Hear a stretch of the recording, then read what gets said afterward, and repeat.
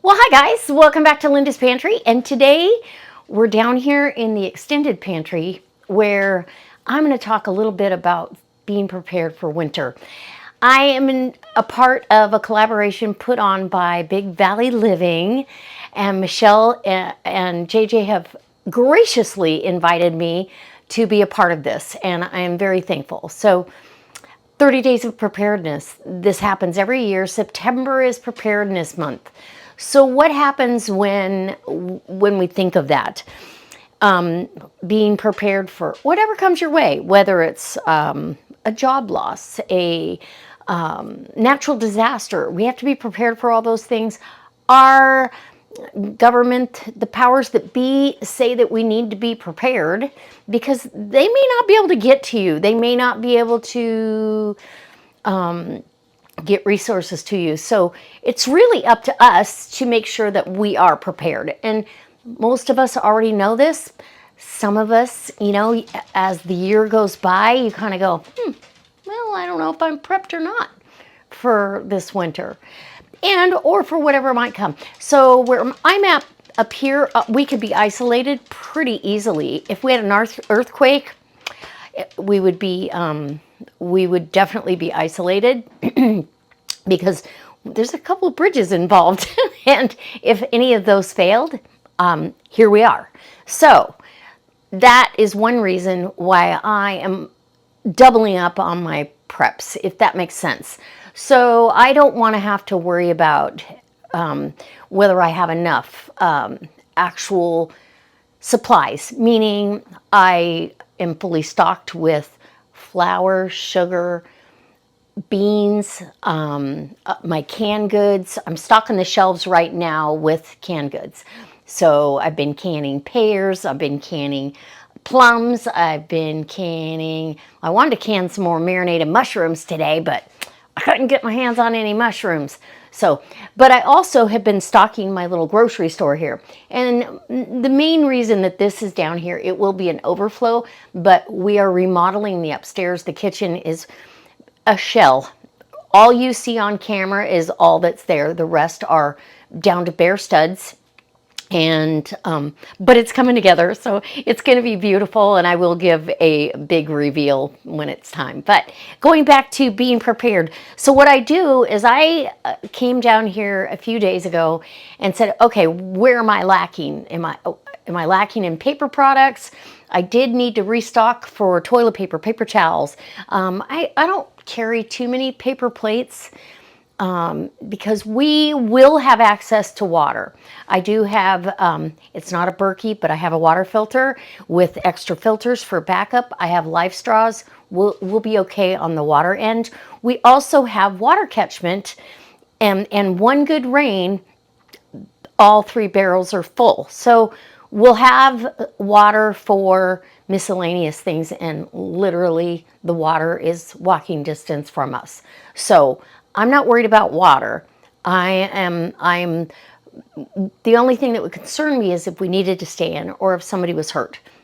So I do have canned water, and I want to redo that video because really to keep it safe for long term, you do actually have to can it, and then it's a sterile product for you, and it's shelf stable. So just putting it in there and sealing the jar like I did for you guys is not long term. It's short term, but it works. And when I need a jar, I open up one of those and the jar is clean. I can use the water to water plants, or to water the dogs. We definitely have to think, are we prepared for our animals? Have we got backup food for them? So you can't keep dog kibble long term because it goes rancid. But you can can dog food. You can dehydrate dog food. If you have a freeze dryer, you can freeze dry their dog food for them fresh, homemade, and then you know that they're taken care of just as well as you are. So the freezers are full. We did get a side of beef. We split it. We kept the front quarter because we still had part of a hind quarter from last year. And really the only thing that I'll have to buy, if I had to buy anything, would be chicken. And that's only if it goes on sale. So, but we're stocked. We have 3 freezers, 2 uprights, and a chest freezer, and they're full. I'm going to be keeping that rotated out, but also filling as, you know, let's say more produce comes in. Maybe I'm going to be freezing it. I just froze a bunch of corn. I still have all the husks over there, and they're going to be perfectly fine. I did rehydrate a couple of those husks for those of you that watched that video. They're small, but they rehydrated and they're very flexible, and I'll be able to use them to make tamales. So I want to make tamales out of the home canned pork that I have. So that'll be another video. If you guys want to see it, leave me a comment down below. But so I have a checklist. What do I have? What do I need to make sure I have enough of? And I think the only thing left on my list at this point is cornmeal. I am running really low on cornmeal. I'm going to buy that in bulk because, well, I don't need the packaging to put in the landfill or, you know, recycling. As you guys know, Thrive is no longer, but I do have a good stockpile of Thrive freeze-dried foods. So as far as on the food plane and the water, and we've got alternate power, we have a generator. Now, also you need to go into your medical supplies, make sure that you've got medical supplies, and have some books, actual tangible books. So let's say you needed to know if it was okay to keep a wound covered, or to, you know, you don't know how to can, you need to know how to can something because your freezer went out. And then what? These are all things that we need to do, but we also need to be practicing those skills. So we should have a practice day of first aid, how to take care of a wound if you've got somebody is hurt, how to bandage that wound correctly, and where it's not cutting off circulation, where it's actually doing more good than harm. And same with canning and gardening. These are all skills that we should be practicing all the time. So when it does come time under a stressful time, it's second nature. We're going to be second nature to do it. And if we're not sure, we have those books and literature to fall back on, because we may not have the internet to fall back on. So I have a checklist. I go through the checklist of, do we have enough food? Do we have all of the spices that we need for the next 6 months? All of the flour, sugar, butter, everything that I use all the time in my kitchen, I want to make sure I have it, which I do. And the other thing you need to stock up on is canning jars. What? Yeah. So being an avid canner, I have a lot of canning jars, but literally you should have a backlog of canning jars available just in case your freezers did go out. Then you can actually can this stuff and not be panicked that you have to go buy. What if you can't get to buy any canning jars? All of those things. And I do feel like the holes that I have in my preparation, and because we're doing the remodel, it may not happen right away, but it's at the top of the list to put some kind of a barrier across here to keep my canning jars safe. If we had an earthquake, they could fall over, and it would be a big giant mess. But in that case, if it's that bad of an earthquake, all the shelves are bolted to the walls, so the shelving wouldn't go anywhere, but the product on the shelf could shift. So that is on the list to change that. And like I said, I've got plenty of canning jars. If I had to, I could spend 3 or 4 days canning while the freezers were thawing out and get as much of it canned up as possible, and or cooked and set aside so you can can it. Does that make sense? So my checklist, that is definitely on the list. I also need to go through and consolidate and vacuum seal jars of loose product. So I have, because as winter approaches, I mean, we're fall right now, but as the cooler temperatures come, some rodents want to also come in. I've never seen a mouse down here since I've been here. I've never seen any sign of mice, not even when, because we put up the RFP on the walls, because that whole wall is concrete. The other walls are concrete part way, about 2.5 feet up. And we put that up just in case it flooded. We do have a sub pump, so that's in place now. But if we did have mice in here, if a mouse did come in, I don't want to lose something. So I'm going to package up any of the loose items, paper, anything they can chew through. So the modular mates that I have, they're actually rodent mouse, they're rodent proof, they're airtight, watertight, bug proof, basically. So I'm okay with that stuff, but I don't have room or the amount of modular mates that I need to package up some other stuff. So I do have some masa flour I need to get put in 1/2-gallon jars. I've got a lot of that to do, and just really making sure that everything is brought forward. The oldest is forward. This is how I also go through my canning supplies. I've already checked off that I have enough canning supplies, but now I've got to go and actually physically wipe off all the jars again, because it's been 6 months since we put them in here. Wipe them all off, check all my seals. And I'm sure everything's fine because I haven't smelled anything down here, and I'm in and out of here all day long, every day. Trust me, I get plenty of up and down the stairs exercise. So I'll go in and check all that. I've got some jar boxes that I want to bring down here that I was gifted through 4 jars, and they gave me beautiful 1/2-gallon jars. So I'm going to bring those down here. The boxes that they came in are earthquake proof. So I will be storing a lot of that stuff in those boxes, and then I don't have to worry about those. But I also like my Gamma Seal containers down here. Those I just refilled. So I've got my flour, my beans, and my sugar. It's all fully stocked, and I have the backup.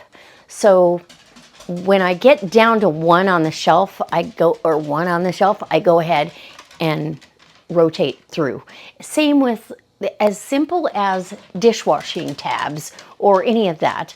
I go ahead and inventory those. So that's my suggestion, is to go through and really have a checklist. Are we situated for water? Are we situated for power? If the lights go out, would we have power? Do we have heat? Yes, we do. We heat this house with a wood stove down here in the basement. Eventually, we will have, once the remodel is done, there'll be a pellet stove upstairs. But if you don't have power, you're not going to run that pellet stove. So we're keeping the wood stove down here, and we have all of our firewood is already stacked and ready to go. We're good for winter. Even if it's a hard winter, we've got enough to heat our house for the whole winter. So these are all things. If, let's say, you don't have a wood stove, but you need to make sure you have propane. Have a backup of propane. Buy your year's worth of propane in advance. That's what I used to do at the other house. I bought my propane that I cooked with. At the cheapest time of the year, in the summertime. So I didn't have to, when I ran short in the winter, panic that I didn't have enough. So these are all things. So I really, the other thing I'm going to do organization-wise is I'm going to get all my books unpacked, my prepping books. And that means I've got herbal medicines. I've also got how you can forage for medicinal plants. These are all things that we really do need to know. And if an emergency comes, it won't be stressful because we're already prepared for it. We've already got it. Now we have to do is put everything in place and in play. And I guess this time I'm not focused so much. I was always worried about water, and now I feel pretty comfortable. We'll probably, get a couple more of the rain barrels because we have such a big roof. We could easily fill up 3 or 4. One good rain fills up a 50-gallon drum. So I've got some off of the greenhouse, and right now those are full. So, and we've got rain forecasted coming up. So now I can water my garden without using municipal water, and I've also got backup drinking water if I need it, because I'll run it through the Berkey filter or Berkey knockoff and keep that going. So I'm not sure how everyone else does it, but I have that checklist, and I just go through and run through and make sure I've got what I need, and where I feel like I'm low, I'm going to write that down. And that was last week I did this, and of course, you know, it cost me almost $500 at Costco to restock a lot of the stuff. But now I'm done. If I don't see a store for 8 months, we'd be just fine. We'd be just fine. So I encourage you to go over where your weaknesses are and what you might be able to improve upon. But stock up on your canning supplies, stock up on your books, stock up on and any recipes that you cherish, print them out so you have them. Don't leave them in your phone, don't leave them in your tablet or your computer, because you may not have it. And if you need that in a time of crisis, you've got it at your fingertips. So maybe it's instructions on how to make something, or how to ferment something. These are all resources that we should have tangible, that we can put our hands on. And then stocking up on everything is obviously part of the deal. But being prepared that you've got warm clothes, you've got clothing for if there was, let's say, a flood. Maybe you live in a flood area.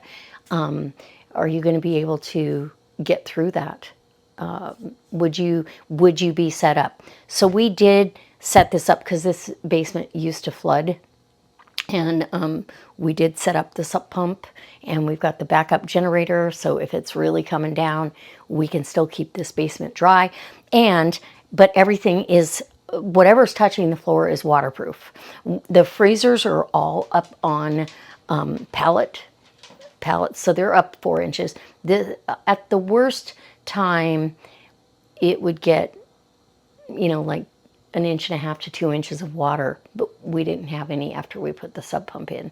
So those are all things that you chip away at, and pretty soon you've got yourself pretty set up for whatever life sends your way. And the other part of this is you should be prepared to help your neighbor, because your neighbor may not be as prepared as you are. And how do you say no to somebody that doesn't have anything to eat or drink, doesn't have any drinking water? Have extra life straws so you can hand those out. Have, at Christmas time, they go on sale, so you can stock up on those. But have extra candles, have extra flashlights, batteries. You should always have batteries so you are backup. Some way to charge your phone so you have some way of communication. The other thing that is on my list is a crank radio. Michelle has one and she loves it. And so I'm going to get myself one ordered, because we don't have that. We have no way to communicate other than cell phones. So that's on the list as well. And these are all things that, you don't think about all year long much, but during the month of September, Preparedness Month, that's the time to get that stuff knocked out. Why not? And then that's one less thing you have to worry about next year, right? All right, guys. I hope that this chat about what I think about when I think about preparedness, and am I prepared for an earthquake, a flood, some kind of natural disaster, a job loss. I'm on the cusp of retiring anyway, but what if you aren't in that situation, or you're not ready? Would you be able financially? Would you be able to swing it? Do you have enough money in the bank? Do you have money that you could barter with? Do you have barter items? That's the other thing. Not everything that's on these shelves is necessarily for our consumption right away. It could be for a barter. So keep in mind that you may need to trade.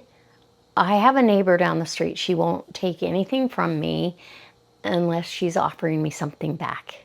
I can't just gift her something without her offering back, because that makes her feel like it's an equal give and take. And that is absolutely spot on. I am the same way, but I'm also that person that likes to give. So I hope that, yeah, I do hope that you guys can figure out a way to have a barter system just in case. So let's say you don't drink, but maybe your buddy down the road needs a drink because this is too stressful, and he wants to barter, he's got extra canned dog food, or he's got extra, whatever the case may be, that you don't have. There you go. Or they aren't set up for a water filtration system. They don't have any way to get clean water. Again, the life straws. Get the Berkey filter will do I think this is 2.5 gallons. So 2.5 gallons of drinking water. That's plenty for myself, my husband, and the dogs, the 2 dogs we have. Plenty of drinking water for one day. But if you need it, you could help your neighbor out, because those filters do a lot of water. So these are all things to think about. Anyway, I can't wait to hear the comments, what you think about when you're thinking about Preparedness Month. What do you think about? Do you think about your pantry shelves, or do you think about that you've got enough firewood or propane for the winter, or all of it? Are all those things on your list? Because they certainly should be. All right. And medical supplies. Definitely. Make sure your medical supplies. Oh, that was the one thing I wanted to touch base on. Medical supplies. I already went through we have a big tote of medicines. So it's allergy medicine. It's Neosporin. It's Band-Aids. It's Pepto-Bismol. It's anti-diarrhea medicine. You never know. I mean, all those things, but you've got to check the expiration date. Antacids. You want to make sure, cold medicines, all those things have an expiration date. You want to make sure they're all up to par, that you don't overstock, so you are throwing away stuff, and use them throughout the year. When you do have something come up, you have an upset stomach, use the Pepto-Bismol, but then replace it when it's about time. Go ahead and replace it so you have your stuff all set up, and your bandages and all that stuff. Sometimes bandages, the adhesive doesn't hold after a while. So, if it's a 10-year-old set of Band-Aids, they may not hold as well. Or the tape, if you're taping on a bandage with gauze and all that stuff. So anyways, all things to think about. All things are good. Anytime we can think about how prepared we are for whatever comes our way, the better off we are.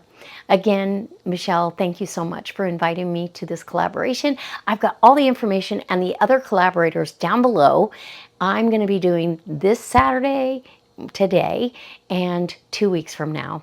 So I'll be back with another preparedness video, and I can't wait to see you. I'm anxious to look at the comments, and I will answer any questions. If I can, I'll answer them. If I can't, I will look forward to researching how to get you an answer. All right, guys. Bye. So I do hope this helps you out with some ideas of things that you might need to check off your list for being prepared in the month of September for Preparedness Month.